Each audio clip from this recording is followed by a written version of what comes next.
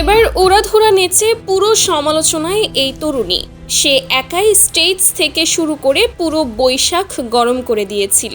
আর এই নিয়ে যেন সমালোচনা থামছেই না। নাম তার প্রমিক্স। নামটা যেমন অদ্ভুত, তার কাজগুলোও তেমনই অদ্ভুত। শুধু যে এবার নেচে ভাইরাল হয়েছে তা কিন্তু না।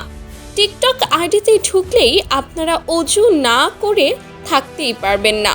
এই ভাইরাল ডান্সারকে নিয়ে যেন হচ্ছে নানান আলোচনা সমালোচনা। অনেকেই বলছে শিক্ষামন্ত্রী এ কেমন ব্যবস্থা করলো?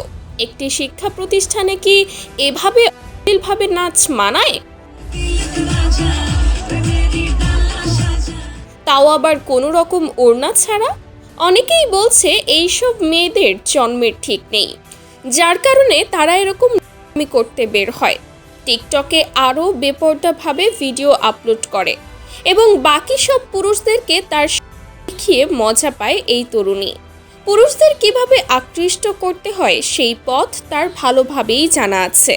ভিডিও নিয়ে সব সময় সমালোচনায় পড়ে থাকে। তিনি লোক সমাজের কথা বেশি একটা ভাবেন না। তার কথা একটাই, সে যেমন খুশি তেমন ভাবেই থাকবে। সে কারোর কথায় কান দেয় না।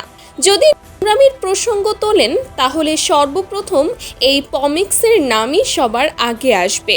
অশ্লীল সব ভিডিও দিয়ে সব সময় আলোচনায় থাকতে চায় এই টিকটকার। তাকে নিয়ে মানুষ সমালোচনা করলে সে খুবই খুশি হয়। আসলে খুশি তো হবেই, কারণ ভাইরাল হওয়ার জন্য এসব অশ্লীল ভিডিও তৈরি করে সে। দেশে যদি 10 জন টিকটকার থাকে তাহলে এই প্রমিক্স তাদের মধ্যে একজন। তার পার্সোনাল মুহূর্তকে সবার সামনে এমনভাবে এনে দেখাচ্ছে মনে হয় সে তার বেডরুমে শুয়ে আছে।